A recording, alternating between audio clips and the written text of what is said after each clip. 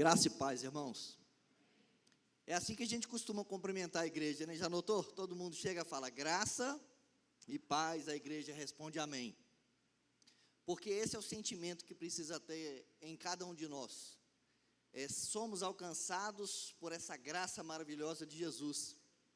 E uma vez que somos alcançados pela graça, automaticamente estamos cheios da paz do Senhor, né? A paz do Senhor quando Ele está no controle de todas as coisas. Que bom que você veio, né? Que bom que você veio. Tem o hábito, né, de congregar, de estar reunido à noite para esse culto de adoração. Mas eu quero te trazer aqui uma lembrança que Deus está sondando o seu coração desde a tarde. Quando você falou assim, hoje eu vou lá no culto. Ou você pensou. Mas pode ser que o tempo não estava muito favorável e você talvez falou assim, eu acho que não vai dar para mim não. Pode ser que na hora de você sair, você pisou na água e teve uma dificuldade para vir, ou teve vários obstáculos, coisas que talvez tivesse impedido de você estar aqui. Mas desde aquele momento, Deus está sondando o seu coração. Ele está recebendo a sua adoração desde aquele momento que você saiu da sua casa. Então, eu não sei, mas o Senhor sabe como está o seu coração nessa noite. E assim como o pastor disse, né? Já não é fácil para a gente vir aqui trazer uma mensagem, porque não é algo que a gente faz todo dia. Aí ele vai e fala isso tudo, a responsabilidade só aumenta. Mas temos que ter temor, sim, irmãos. Temos que ter temor, porque Deus sabe todas as coisas. Mas quando Ele chama, Ele capacita. Vou te falar que esses dias para mim foram difíceis. Toda vez que eu sou escalado para essa oportunidade, por mais que a gente, né, viva o Evangelho, não é fácil. A questão não se trata de encarar os irmãos, não, porque isso para mim não tem dificuldade, não. A dificuldade é ter a certeza do tema, daquilo que Deus quer que fala, para que a gente não desvirtue a vontade de Deus para o coração da igreja dele. Bom, hoje eu quero pensar com vocês sobre uma semente poderosa que salva e frutifica, baseado, abra sua Bíblia por gentileza, no Evangelho de Mateus, no capítulo 13. Enquanto vocês abrem, vocês devem estar sentindo falta, né, do pastor Márcio, né, um homem abençoado, né? Mas o pastor Márcio é um homem tão abençoado que nos ensina até a priorizar a nossa família. Completando 36 anos de casamento, foi lá, né, passear com a Josefa. Que bom, né? Vocês estarem com saudades dele, assim como eu também estou. E dizer, pastor Davi, o senhor é uma bênção, a Roberta é uma bênção, a família de vocês é uma bênção, essa igreja é uma bênção, a sua família é uma bênção. E por isso que nós precisamos aqui, né, adorar ao Senhor. Irmãos, possivelmente eu não trarei aqui nenhuma novidade para vocês, mas acredito que seja importante você ser lembrado daquilo que pode te dar esperança. Uma vez estávamos no estudo bíblico, lá em Varginha, e alguns irmãos reuniu conosco lá na nossa casa, e toda vez que a gente está reunido em pequeno grupo, a gente tem um momento de oração. E ali, né, cada um faz um pedido de oração, e expõe ali a sua necessidade. Então, cada um foi falando. E chegou na vez de uma das meninas que faziam parte daquele encontro ali. E naquela hora, ela disse, eu não tenho nada para pedir. Bem assim, eu não tenho nada para pedir. Aí eu falei assim, não, deixa eu te falar. Você está tendo uma oportunidade nessa hora. A oportunidade que você tem de colocar diante de Deus algo que Ele pode te dar, te abençoar. Então não perca essa oportunidade, porque possivelmente esse encontro de hoje, Deus separou exclusivamente para ouvir o seu pedido, a sua oração. E ali ela pôde, eu quero orar então pela minha família. Eu quero pedir oração pelos meus estudos. E ali ela teve a oportunidade. Mas no primeiro momento ela disse, não, eu não quero pedir nada.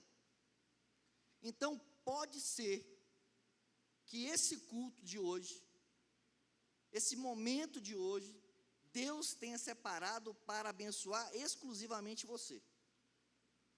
Agora, desde que você não perca a oportunidade de ouvir a voz de Deus e de dizer sim. Hoje talvez seja o seu dia, o dia em que a semente do Evangelho será semeada em seu coração, e que, como a irmã acabou de orar no final da sua ministração, que seja terra fértil, e que a poderosa semente lhe proporcione um agir sobrenatural e transformador na sua vida. Leamos o texto, Mateus capítulo 13, versos de 1 a 23. No mesmo dia, tendo saído de casa, Jesus sentou-se à beira-mar. Grandes multidões reuniram-se junto a ele, de modo que ele entrou num barco e sentou-se, e todo o povo estava em pé na praia. E falou-lhes muitas coisas por meio de parábolas, dizendo: o semeador saiu a semear. Enquanto semeava, uma parte das sementes caiu à beira do caminho, e as aves vieram e a comeram. Outra parte caiu em solo pedregoso, onde não havia muita terra, e logo brotou, pois a terra não era profunda. Mas saiu o sol e a queimou, e como não tinha raiz, secou. Outra parte caiu entre os espinhos, os quais sufocaram quando cresceram. Mas outra parte caiu em terra boa e deu fruto. Um grão produziu outro 100, outro 60 e outro 30. Quem tem ouvidos, ouça. E aproximando-se dele, os discípulos lhe perguntaram: por que falas às multidões por meio de parábolas? Jesus lhe respondeu: porque a vós é dado conhecer os mistérios do reino dos céus, mas não a eles. Pois ao que tem lhe será dado, e terá em grande quantidade, mas o que não tem, até aquilo que tem lhe será tirado. Por isso eu lhes falo por meio de parábolas, porque vendo não veem, e ouvindo não ouvem nem entendem. E neles se cumpre a profecia de Isaías, que diz: ouvindo ouvireis e nunca entendereis, e vendo vereis e jamais percebereis. Por quê? Porque o coração deste povo se tornou insensível, e com os ouvidos ouviram de má vontade, e fecharam os olhos para que não vejam, nem ouçam com os ouvidos, nem entendam com o coração, nem se converta e eu os cure. Mas bem-aventurados os vossos olhos, porque veem, e os vossos ouvidos, porque ouvem. Pois em verdade vos digo que muitos profetas e justos desejaram ver o que vedes e não viram, e ouvir o que ouvis e não ouviram. Compreendei, pois, a parábola do semeador. A todo que ouve a palavra do reino e não entende, vem o maligno e tira o que lhe foi semeado no coração. Esse é o que foi semeado à beira do caminho. E o que foi semeado no solo pedregoso, esse é o que ouve a palavra e a recebe imediatamente com alegria, mas não tem raiz em si mesmo e dura pouco. Quando vem a tribulação ou a perseguição por causa da palavra, logo tropeça. E o que foi semeado entre os espinhos, esse é o que ouve a palavra, mas as preocupações do mundo e a sedução da riqueza sufocam a palavra e ela não produz fruto.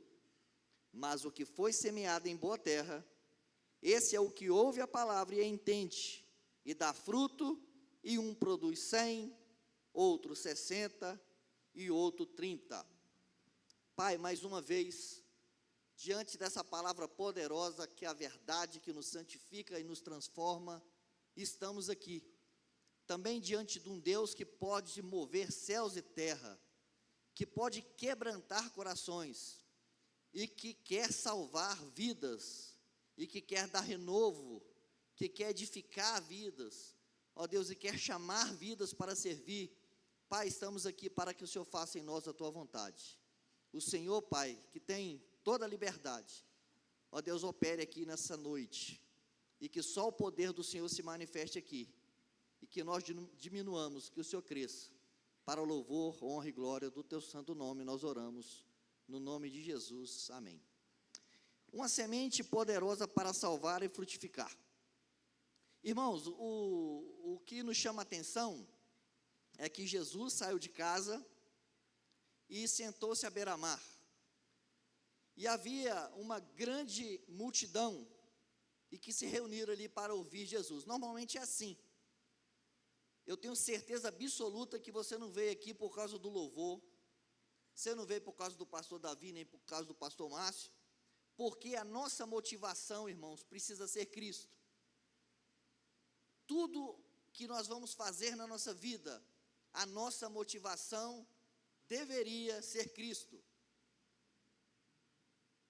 E ali aquele povo se juntou, Jesus sentou num barco e o povo estava em pé na praia, porque aonde Jesus se encontrava, algo diferente acontecia, o sobrenatural de Deus acontecia. E ali Jesus começou a falar com aquele povo em meio de parábolas, dizendo: o semeador saiu a semear. Essa história foi contada em um período onde Jesus havia iniciado o seu ministério, e ali ele começou a pregar por parábolas, que é um método de ensino que utilizava histórias cotidianas para transmitir mensagens espirituais e profundas. Então Jesus, quando ele olhava aquela multidão, ele aproveitava as circunstâncias para trazer, baseado naquilo que o povo via, coisas que poderiam impactá-los e fazer ver a realidade do reino de Deus. Em primeiro lugar, é importante entender o que cada elemento dessa parábola significa, simboliza.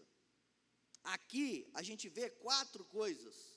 A gente vê o semeador, que representa a pessoa de Jesus, ou qualquer pessoa com a identidade de Cristo que compartilha a palavra.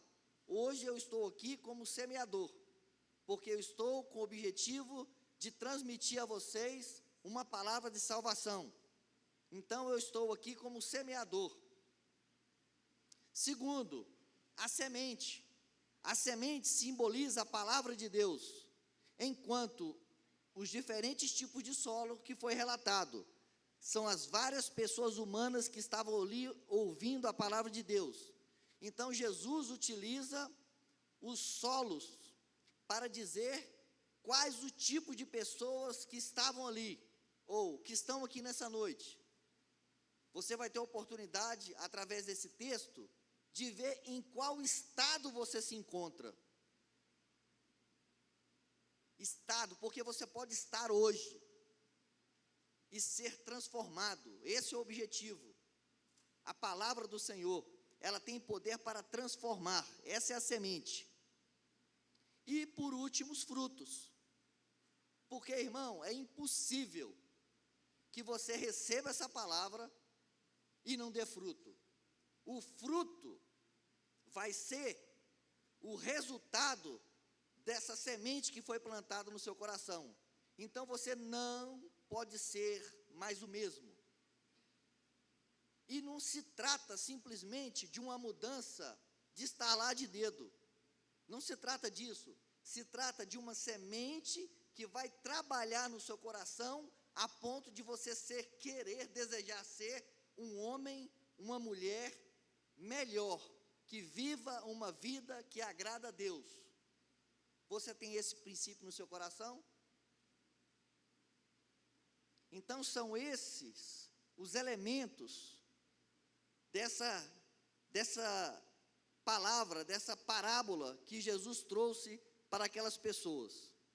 Por outro lado, a parábola do semeador, ela é ambientada numa realidade agrária, porque vai falar de solo, vai falar de semente.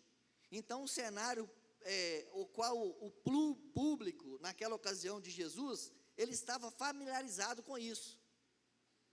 E não é diferente, porque aqui na nossa região, nós também trabalhamos com cultivo, né, do café. Então, tem muito a ver com aquilo que é semeado, a semente que é lançada e o fruto que gera uma produção que acaba impactando todas as famílias dessa cidade e das nossas regiões. Então, Jesus utiliza esse cenário para trazer à mente daquelas pessoas uma palavra que ia levar eles a refletir que tipo de pessoas eles eram naquela circunstância. Portanto, é essencial considerar que a figura do semeador que lança semente nos 4 tipos de solo. Primeiro, o caminho, o solo rochoso, o solo cheio de espinhos e o solo bom, os 4 solos que a gente leu na palavra a partir do verso 4 até o verso 8. Então, é algo que era algo comum no cotidiano dessas pessoas. Aí eu queria que você parasse para pensar um pouquinho no seu contexto familiar. Queria que você parasse para pensar um pouquinho no seu contexto profissional, ou no seu contexto estudantil. Você mensura uma expectativa de vida dentro desses projetos que agrada a Deus? Deus está assinando embaixo naquilo que você tem como perspectiva no relacionamento dentro do seu lar, ou no trabalho, ou até mesmo dentro da igreja? Você precisa pensar nisso, porque quando Jesus estava falando a respeito dessa parábola, ele queria mexer com aqueles corações. Ele estava buscando a sensibilidade daquelas vidas para que eles entendessem a necessidade de confirmar o estilo de vida que eles estavam vivendo, ou se não, ter a oportunidade de mudar. Então o semeador saiu a semear. O semeador, no caso, ali Jesus, ele saiu da sua casa, foi para beira-mar, e ali ele começou a semear. Que grande exemplo, né, irmãos? Todo pregador, ele precisa ser inspirado em Jesus. E quem somos nós para chegar no patamar dele? Embora ele espera que nós sejamos, né, perfeitos nesse estado. E o perfeito não se trata de ser exatamente igual a Jesus, que era 100% Deus, mas no estado de atender a expectativa dele, né, de falar a mensagem, de transmitir a mensagem. Então, que grande exemplo Jesus nos dá. Porque depois de perder a primeira semente, depois que perder a segunda semente, depois de perder a terceira semente, ele aproveitou a 4ª e última e colheu dela o melhor fruto. Por isso que Deus nunca desistiu de você. E eu louvo a Deus porque Ele nunca desistiu de mim. Por isso que depois que nós temos Ele como Senhor e Salvador, a expectativa nossa não tem nada mais do que servir a Ele e fazer a vontade dEle. Irmãos, semeadores saem e não voltam. Porque Lucas 9,62 diz: ninguém que põe a mão no arado e olha para trás é apto para o reino de Deus. Então nós estamos falando aqui do semeador. O semeador, ele precisa ter lisura, ele precisa ter convicção, ele precisa ser determinado. O semeador, ele precisa dar testemunho pessoal.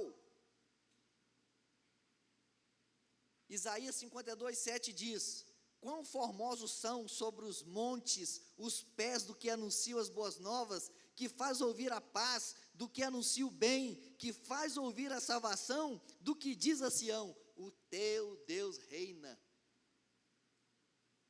Então, como o apelo da irmã Carla, que é responsável por impactar os nossos corações, para poder abençoar de alguma forma os missionários no campo, você também é um missionário. Só que somos missionários locais. Tem outros missionários que são missionários que trabalham na área nacional, outras cidades do nosso estado, outras cidades do nosso país, e tem missionários que são levados para falar a outras nações. Mas a partir do momento que você tem a boa semente no seu coração, meu irmão, você também é um missionário. Você também é um semeador. Jesus disse: assim resplandeça a vossa luz diante dos homens. Então ele está falando daquele que tem a luz, que tem a presença dele em seu coração. E ele fala que através das nossas boas obras, nós vamos glorificar o nosso Deus que está no céu. Então assuma essa responsabilidade, que você que tem a boa semente plantada no coração, para viver essa vida de testemunho, a ponto das pessoas verem Cristo na sua vida. Esse é o primeiro, o semeador. No verso 2, diz que essa grande multidão, e ali, essa grande multidão, ela vai ser representada por tipo de criatura. Olha que lindo.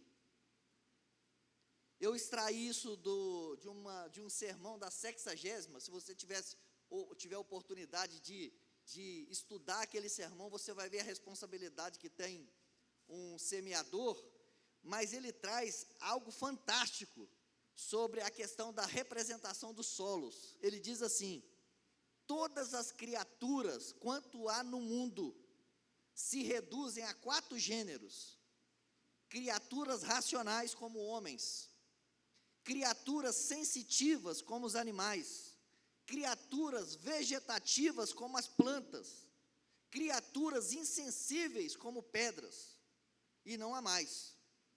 Faltou alguma dessas que não se armasse contra o semeador? Nenhuma. Por quê? Porque a natureza insensível a perseguiu nas pedras, a vegetativa nos espinhos, a sensitiva nas aves e a racional nos homens. E notai que onde só podia esperar razão, ali achou maior afronta. As pedras secaram-na, os espinhos afogaram-na, as aves comeram-na e os homens a pisaram. Essa é a maior afronta. Quando Cristo mandou pregar à humanidade, ele disse da seguinte forma: ide por todo o mundo e pregai a todas as criaturas. Como assim, Senhor? Os animais não são criaturas. As árvores não são criaturas. As pedras, Senhor, não são criaturas. As pedras não são criaturas. Pois os pregadores devem pregar as pedras? Hão de pregar os troncos? Hão de pregar os animais? Sim, porque como pregadores iam pregar a todas as nações do mundo, muito delas bárbaras, pessoas insultas, incultas, haviam de achar homens degenerados em todas as espécies de criatura, havia de achar homens, haviam de achar homens brutos, haviam de achar homens troncos, haviam de achar homens pedras. Os pregadores vão pregar a toda criatura, todas as criaturas se armam contra elas. Lindo, né, irmãos? Lindo. Lindo e verdade, porque nos colocamos da mesma forma diante da palavra. Pessoas que se acham tais que não precisam de Deus, ou se precisam, buscam simplesmente por aquilo que Ele pode oferecê-las, atendendo às suas necessidades materiais. Misericórdia de nós. Verso 3 diz: e falou-lhes muitas coisas por meio de parábolas. Esse é um método eficaz usado por Jesus Cristo para ensinar os discípulos e a multidão. Foram as parábolas. E quantas parábolas, né? E aqui no caso, Mateus registrando isso, ele escrevia para os judeus. E como ele escrevia diretamente para os judeus, ele precisava citar as questões das profecias escritas no passado, para se tornar válida ou mexer com o pensamento dos judeus quanto àquilo que que foi escrito e aquilo que estava acontecendo. As parábolas são narrativas breves, fictícias, e que utilizam elementos do cotidiano para transmitir mensagens profundas. Por isso, irmãos, que você vê a grandeza dos detalhes dessa parábola. E quanto que pelo menos mexeu com o meu coração, e eu disse na minha oração: Senhor, eu não quero ter esse coração duro. Eu não quero fazer pouco caso dessa palavra tão poderosa. Eu não quero. Aí eu orei pela sua vida, meu irmão. Eu estou orando pela sua vida, desde que o momento que Deus confirmou essa mensagem no meu coração, para que você se sensibilize em relação a isso. Não faça daquele portão lá fora o culpado de você sair daquela porta e deixar tudo aquilo que você tem ouvido aqui, que na maioria das vezes o que acontece, não coloca a culpa naquele portão, mas que ele seja até uma marca para dizer que a partir dali, agora eu vou ser um homem que viva a palavra e a verdade do Evangelho. Através dela, a parábola, Jesus revela verdades do reino de Deus de forma memorável e acessível. O semeador saiu a semear, e a semente é a palavra de Deus. Gênesis 1, capítulo 1, verso 3. Deus criou os céus e a terra, o Espírito do Senhor pairava sobre a face das águas, e disse Deus, palavra, haja luz, e houve luz. Seus olhos podem contemplar isso. Então você pode crer no poder dessa palavra. E às vezes a gente até deixa de contemplar tanta beleza dessa luz que nós podemos ver. Mas Hebreus também, no capítulo 4, no verso 12, vai dizer que essa palavra, a palavra de Deus, ela é viva e eficaz. Eu não sei se você já viu uma Bíblia andando por aí, mas não se trata disso. Se trata daquilo que Deus fala, Ele cumpre. Ela é viva, porque cada texto, cada momento que você lê, você extrai dela o poder de Deus, a sabedoria para a minha vida e para a sua vida. E ela é eficaz, irmãos, porque ela cumpre o propósito dela. E Hebreus vai dizer, sugere que Paulo escreveu, que diz que ela é viva e eficaz, ela é mais cortante do que uma espada de 2 gumes. Olha o poder que ela tem o poder de dividir juntas e medulas. A ciência não conseguiu fazer isso. Ela não conseguiu fazer juntas, medulas e o que mais? Alma e espírito. Alma e espírito. Você não consegue entender isso, porque vai além do entendimento. E ela é eficaz porque ela produz essa mudança. Ela quebra pedras. Ela tira o sufoco dos espinhos. Ela não deixa que a ave coma. Mas ela tem a ação de você receber e ouvir essa palavra. Porque ela é apta para discernir os pensamentos e o desejo do coração. Olha o poder que tem essa semente. 2 Timóteo, Paulo escrevendo para o jovem Timóteo, ele diz que toda a Escritura, ela é divinamente inspirada por Deus, para instruir, para corrigir, para repreender, para que todo homem seja capacitado para fazer as boas obras. Olha o poder que essa semente que Jesus disse, o semeador saiu a semear.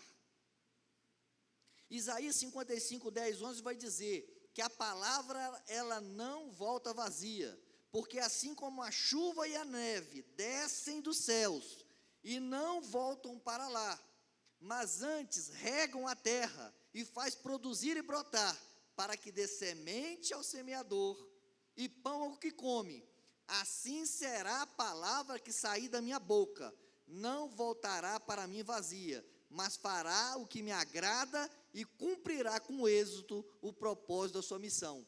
Olha o poder que tem essa semente. Uma semente poderosa para salvar e frutificar. Então, irmãos, baseado nesses 4 pontos, 4 tipos de solo, Jesus vem alertar para que aquelas pessoas pudessem ver o estado em que ela se encontrava. Então, o caminho, as pedras, os espinhos e a terra boa em que a semente caiu, são os diversos corações dos homens. O caminho são os corações inquietos, perturbados com a passagem e afronta das coisas do mundo, uma vez que vão, outra vem, outras atravessam, outras passam, e nessas é pisada a palavra de Deus. porque não entendem e a desprezam. E Jesus disse que ele é o caminho. Mas os corações inquietos, você sabe, eu não sei como anda o seu coração. Como anda o seu coração? Pode dar uma boa pergunta, como anda? As preocupações da vida toma de tal forma que não sobra nada para Deus.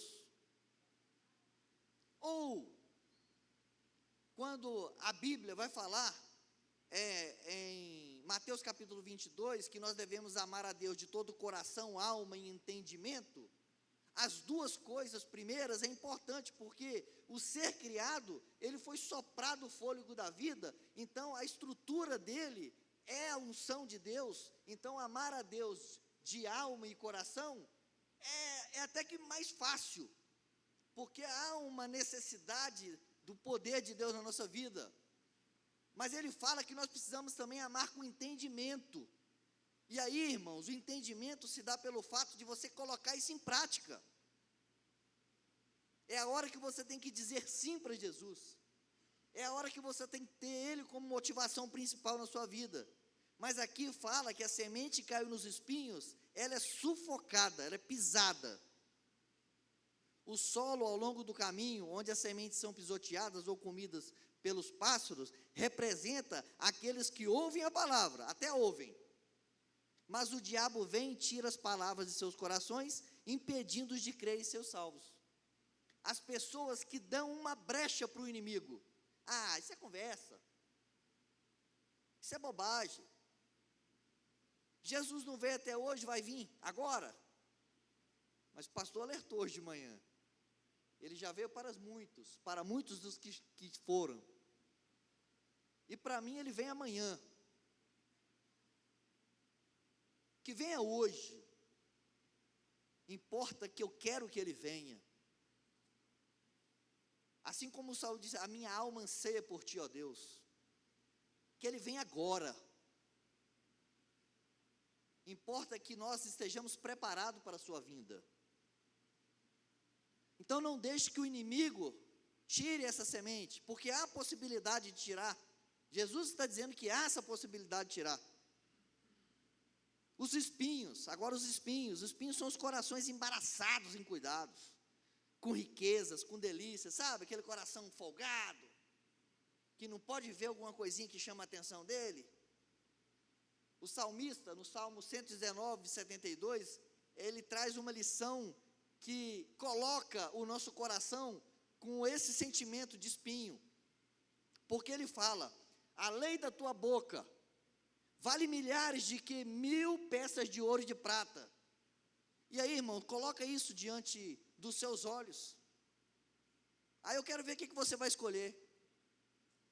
Você vai escolher a palavra, porque o salmista não está falando isso para nós, não, ele está falando do sentimento pessoal dele. Ele fala, não há espinho, não há nada que vai me tirar do foco. Eu não vou abrir, eu não vou negociar, mesmo que seja, sabe aquele baúzão dos piratas? Cheio, sabe, aquela caverna cheia de coisas que vai te tornar rico, que vai te tornar soberbo, que vai te tornar arrogante, mas que enche os seus olhos. Então os espinhos são os corações embaraçados, com cuidados, com riquezas, com delícias, e nesses afoga-se a palavra de Deus. Quem aqui já passou pela experiência de perder um pouco do ar por se afogar? Só aquele entupimento de nariz desconfortante? Agora você pensa que os espinhos, ele pega e afoga a palavra. Você sabe quando você quer afogar alguma coisa para ela não te pertencer? Os espinhos fazem isso.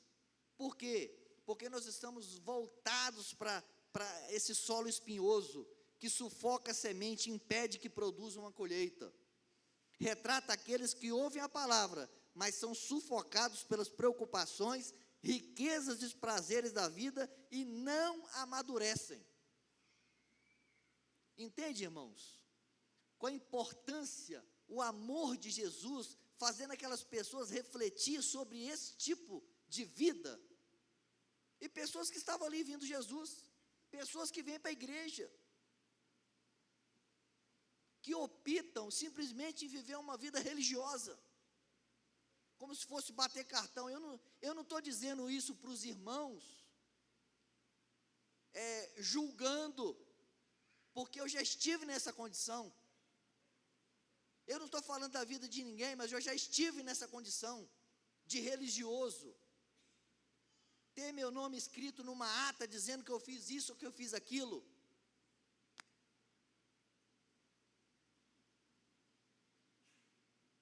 Isso não leva ninguém para o céu. Não leva. Sufocando a palavra, colocando coisas como prioridade, coisas que não agradam a Deus.